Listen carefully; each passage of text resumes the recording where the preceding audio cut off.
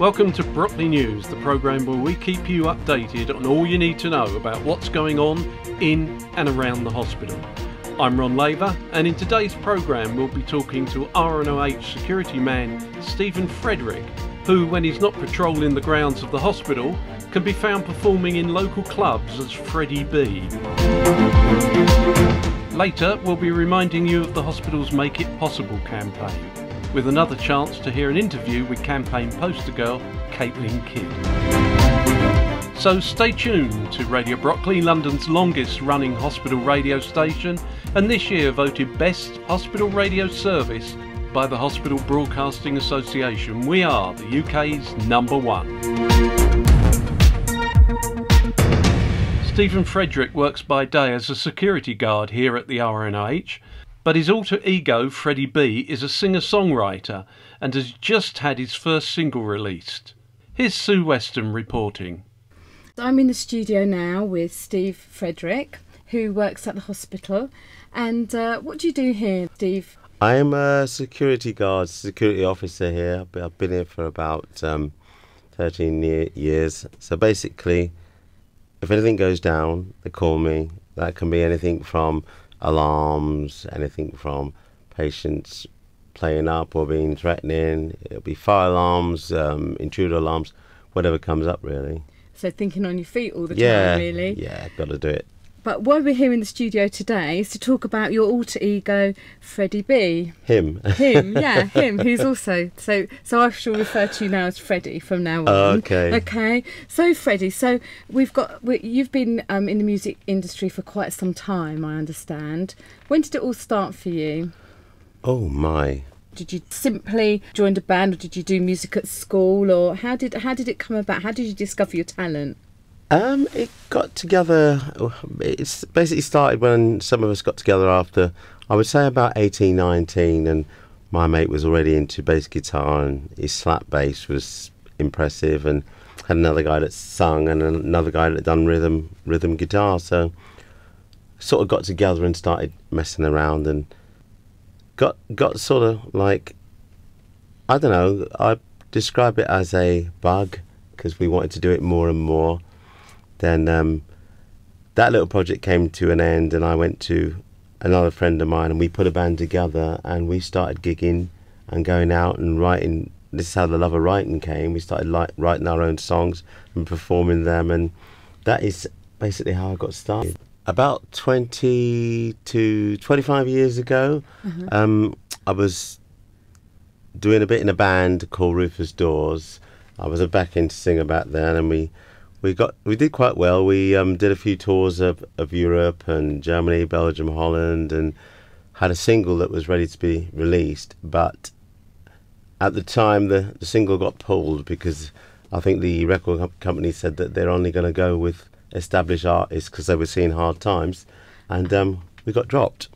And was that when you took up your work that you do now? Or? No, I suppose I stopped, and I did something with another band and done a little bit of writing, but then I stopped to have family, and they're all grown up now, so now it's my time. So I've re-embarked on my musical journey and started writing my music again.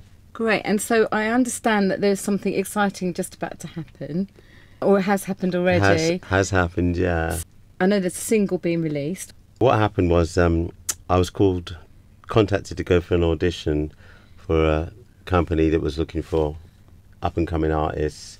So I went to Soho, Downtown Artist Studios, and basically had the audition.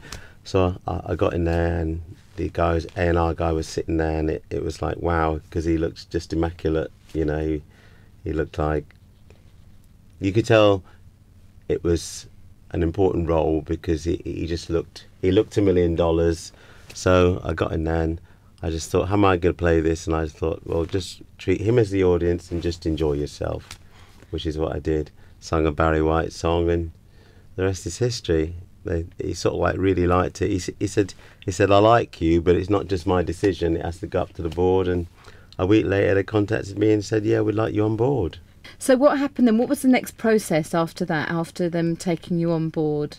choosing me an engineer, producer engineer, and then coming down to the studio, booking some time to go in and actually record my music. So it was basically went in there first of all with the producer and sort of like bashed out the track. So we had all the instruments laid down.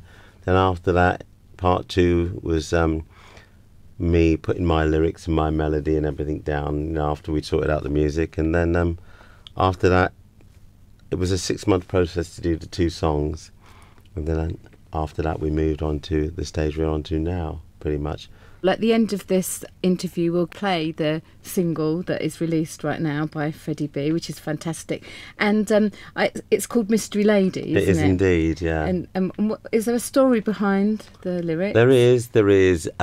Mystery Lady, it's taken from my own life. It's like when you're growing up and you start going out and you're shy and there's a lady that's interested in you. It's a special lady and you're thinking to yourself, well, why me? And then you slowly realise that she wouldn't have chosen you unless she really wanted you. So then you there's a lyric in a song that says, forget the puzzle and love the pieces. Don't try and work it all out at once. Just let it happen. And that's pretty much what it's about. It's great. It's a really, really good single. I really like it. I've listened to it quite a few times. Thank you, Sue. Completely my sort of music. There's a video that goes with it. There is. After the recording part, which was 6 months, we shot first of all the promo video, which was released 10 days before the actual single itself. And promo video was done in the studio on a 1-day shoot. But after that, there was the full music video, the official video, which we done over 2 days. The first day being in the studio, the second day on location, which I had a large input. I got to choose the venue, choose who I wanted in the video, and got the photographer down, the videographer down, and done the shoot. And it was an amazing day. I got to choose. I wanted it personal, I wanted family, I wanted friends. So in years to come, I can look and say to myself, that is my best friend, that is my aunt, that is my son, So they were all there, and it was a great day. What I did was, as a thank you, we laid on a huge spread of food for them, and it was just an amazing day. Fantastic. And I hope that comes across in the video. Brilliant. Where did you choose to record it? It was recorded at a place called Boxmoor Hall in Hemel Hempstead. It's a friend of mine that actually owns the club, and he's got a bar downstairs which is sort of like really retro and nice, and it's got my favourite colour in purple. A bit of a Prince fan. Yeah, my favourite colour too, as I'm wearing a purple top today. So yes, it was done at a friend's club, and he let me use it. And I said to him, I said, John, can I use your club? Just let me know when you want me. I'll do a free night. Let's trade service for service. And that was that. He laid on a couple of bar people for the day, and like I said, we done the shoot, which was amazing. After you've done about 30-40 takes, you're ready for the food and drink afterwards. Yes, it is hard work, isn't it, doing that? But I've watched the video, and it is really, really well worth a watch. So when you were touring with Rufus Dawes, and you said you were travelling all over, how did you used to make those journeys? Yeah, unfortunately, we didn't have like a travel bus. It was like basically in the vehicle with the trailer, and get on the road for like 6 hours a day. 10-day tour. We'd do 10 dates in 10 days, and have like go from one town to the next, and it could be like 6 hours on the road, set up, get the gig done, sleep, then off you go the next day. But they did look after us, I must admit. And hard work though, very hard work, but it was character building. After that, they dropped the single you were going to make, and then you went off, like you said, to have your family.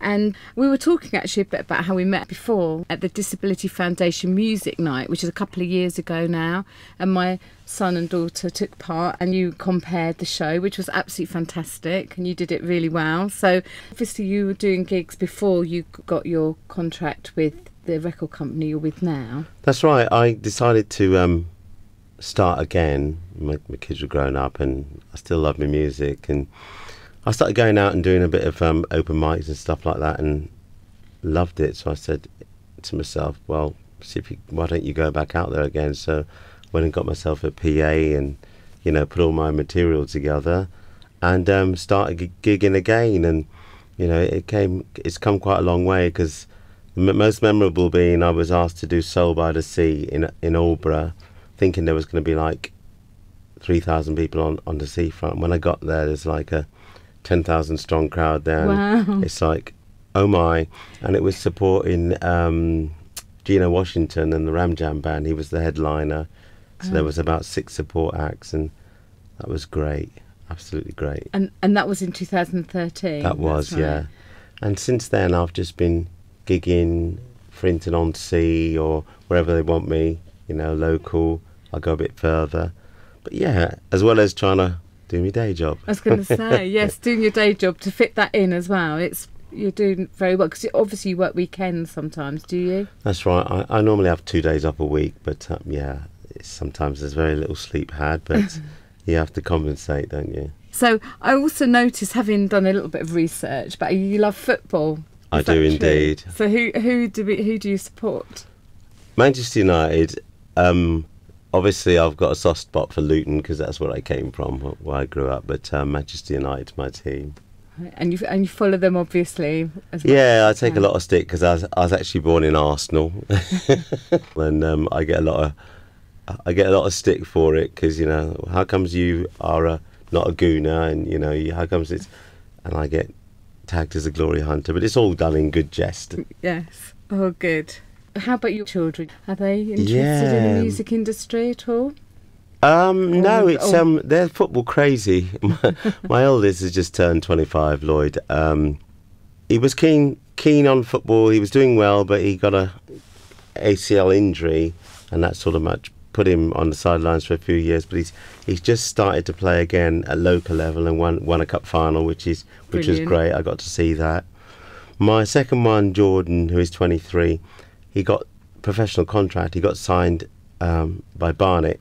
Oh, wow. But he, unfortunately, like a lot of young lads, it slightly went to his head, and, you know, he sort of like liked the other side of it, the fame side, and the football club sort of like 6 months into a 2-year contract, he sort of like got let go, because they were worried about his commitment. But they said it weren't his talent, but they have to go with the boys that they know are going to go the whole hog. So he ended up, I still go to see him now, but, you know, it's he had a chance to live the dream. But hey, as long as he does well in life now, that's what matters.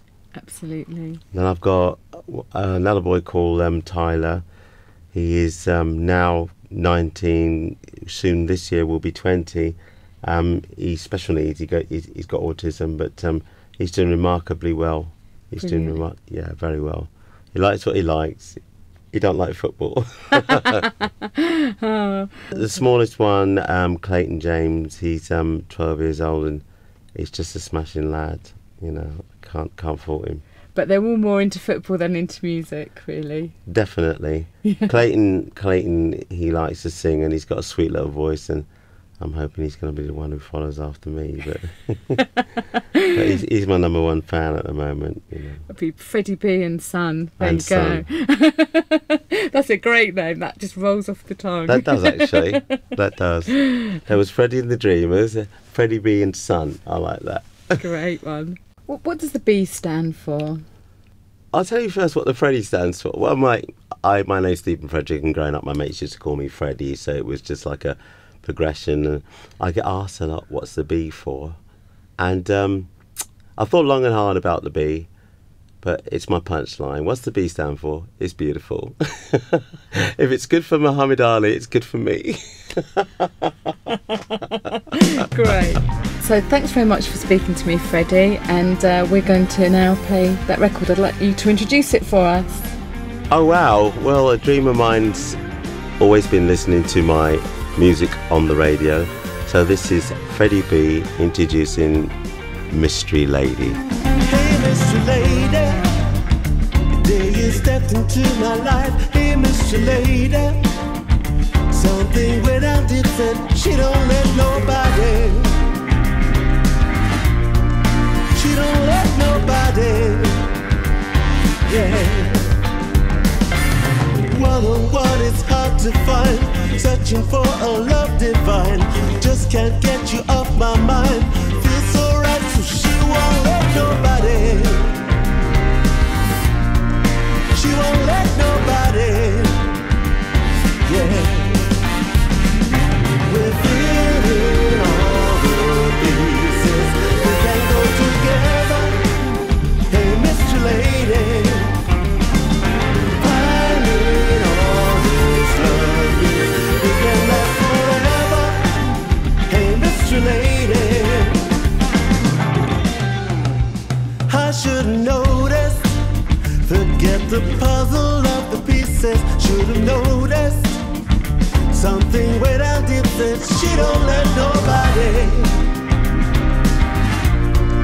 She won't let nobody, yeah. One-on-one is hard to find. There's something happening here tonight. The way you look, the way you smile, feels so right, so please don't let nobody. Please don't let nobody, yeah. We're feeling all the pieces. We can go together. Hey, Mr. Lady.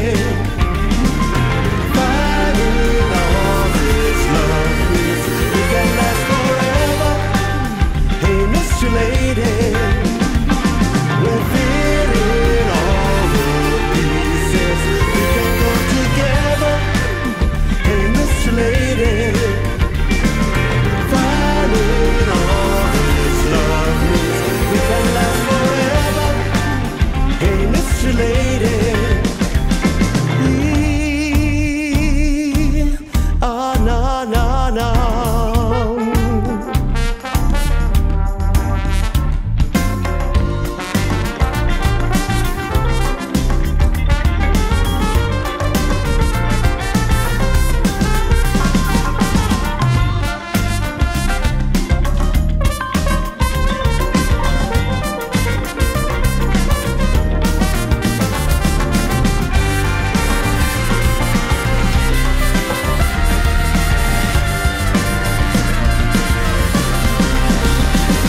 We're feeling all the pieces. We can go together. Hey, Mr. Lady. Finding all this love is. We can last forever. Hey, Mr. Lady.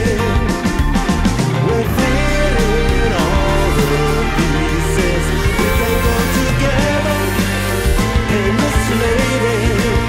Hey, Mr. Lady. Hey, Mr. Lady. Hey, Mr. Lady. Freddy B and Mystery Lady. That song is now out to buy in digital format, available from Amazon and iTunes, and you can see the video by going onto YouTube and typing Freddy B Mystery Lady in the search box. Radio Brockley. They play my sort of music. Music for everybody. Well, they just seem very friendly. I listen most of the time, all the time. It's fun, they play cool music. Radio Brockley. On air 24 hours a day.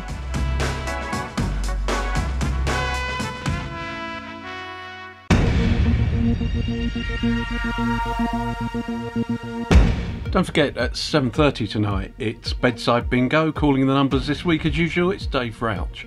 And then at 8 o'clock tonight, your requests.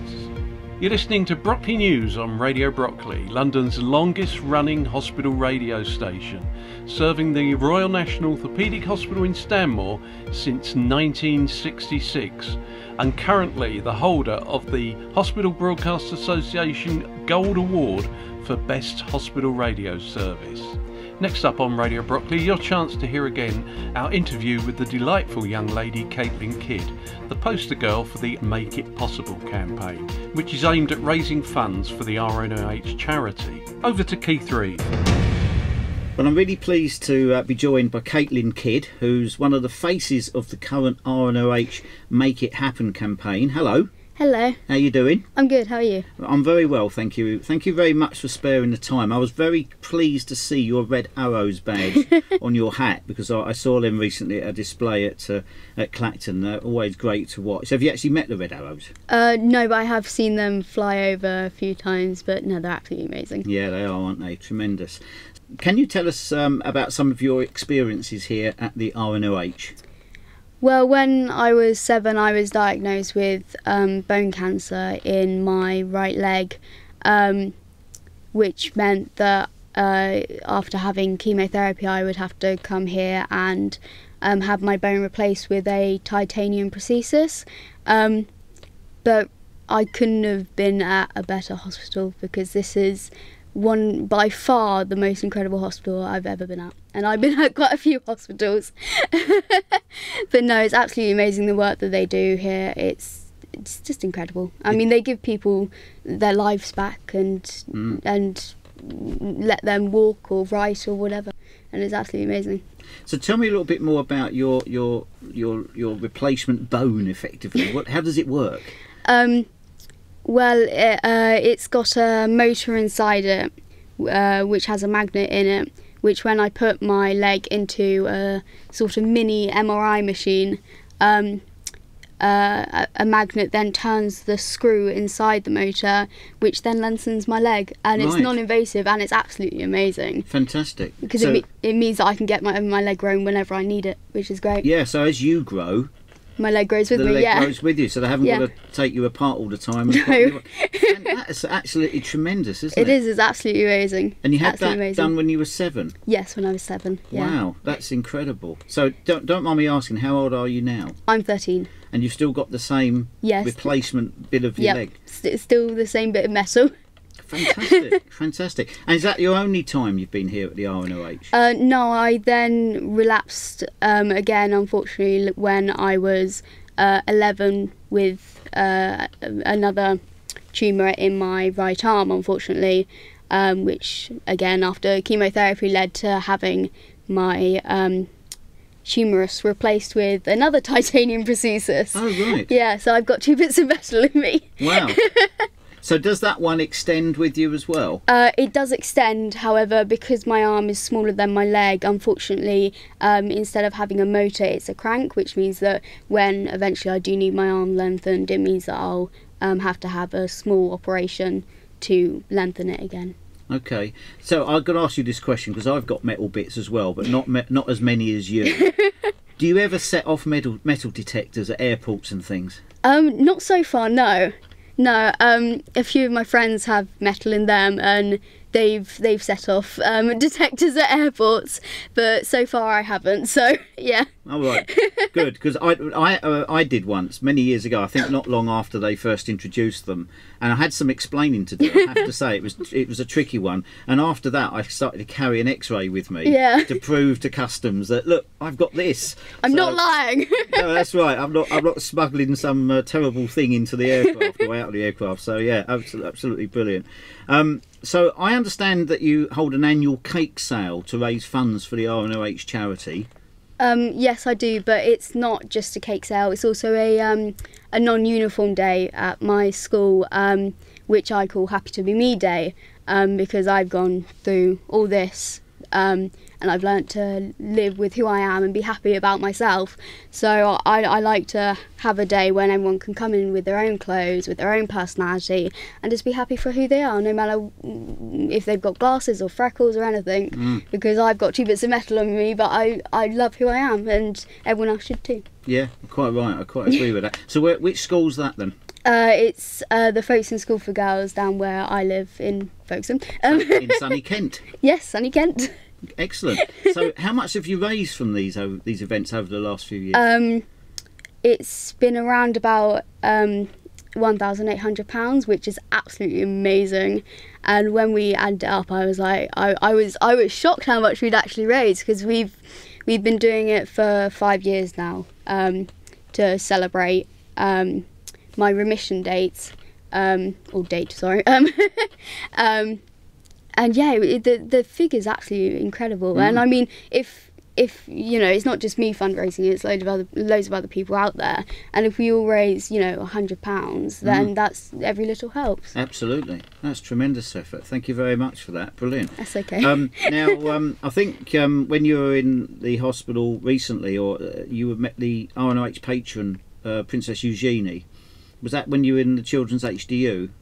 I had no, it was actually afterwards when I had finished recovering, but that was absolutely amazing to meet her. She's so nice and she's so genuine, and it was so special to be able to meet her. I mean, it's not every day when you meet royalty, is it? No. But yeah, that was absolutely incredible. That was amazing. Yeah. Did you actually get to speak to her? Yeah, I did. It was so surreal because we're just talking normally, and it's like, this isn't how it goes. Like, I don't speak to you, you don't speak to me, kind of thing. But no, it was absolutely amazing. Can you remember what you said? What she said to you? No, it's like as soon as we finished talking, it was like, no, completely forgotten it already, because it was you just kind of go with the moment, and then afterwards it's like, did that actually happen? Was I awake for that, or was I dreaming? Fantastic. That must be a nice experience. I didn't actually get a chance to meet her when she was here a few years ago. I did actually come very close. In fact, I nearly knocked her over once. She turned around unexpectedly, and I was standing behind her, and I turned around at the same time. We were nearly hit head on. I thought, whoops, I'm not sure how that would go down. But thankfully, the collision was avoided, so that's good stuff. I believe you're here today because you're involved with something else with the RNOH charity. Can you tell us about that? Yes. The RNOH campaign Make It Possible, I helped with by doing a photo shoot for them, which was so much fun, and I absolutely loved it. And I just, any way I can to help the hospital, I always like to do, because I mean, they've given me so much. I mean, they've allowed me to walk and get on with my life, so I feel that if I can help them, even though it's tiny compared to what they've given me, then I like to give back what I can. So, that's smashing. That's really nice. that is absolutely marvellous. Thank you very much for thinking that way. So what can I ask, what this morning you gave the charity some money, I believe, this morning. Was that another one of your school events? Yes, that was my most recent Happy to Be Me Day. Excuse me. Yes, I think we raised just over £300, which was absolutely amazing. Wow. But yes. Well, that's fantastic, and please thank all the people that have contributed to that when you're back at school. I will say thank you to them, because everybody, you know, has a role to play, and that's tremendous. Now, you mentioned just now you're on this poster campaign. I've seen your posters around the hospital. In fact, a publication I was involved with, which is a pictorial history of the hospital, your picture's in the back page there to promote people to make donations. So yes, very good, great picture. And I understand though you're actually going London wide very shortly. Yes, apparently. Apparently I'm going to be on buses. Brilliant. London buses, which I still can't believe. It's like, I just, you know, but buses are for advertising movies and CDs and things like that. And it's just like, it would just be really weird to just see myself on a bus. It's just like, okay. Fantastic. It would be a good laugh is if you actually went onto one of the buses to see if anybody actually recognises that this girl here is the same that's on the side of the bus. That would be absolutely brilliant. Well, thank you very much, Caitlin, for sparing the time to come and speak to me today. That's okay. I wish you all the best for the future. Thank you. And in the nicest possible way. I hope you don't have to be a patient here again, but please, you know, keep up the good work for the RNOH and everything that you and your family and your friends and folks are doing, because it is greatly appreciated by everybody that's here now and in the future. Thank you. It's always lovely to be here. Always a pleasure. If you want to learn more about the Making It Possible campaign, please check the hospital website www.rnoh.nhs.uk. You can make a donation of £5 to the hospital charity by texting RNOH in capitals, the number 30 followed by space and a £, and the number 5 to 70070, or search donate on the RNOH website. Thanks to Freddy B and Kydd, plus reporters Sue Weston and Keith Reeve. Now I hope you've all got your bingo cards ready, because up next on Radio Brockley, it's Dave Rouch with Bedside Bingo.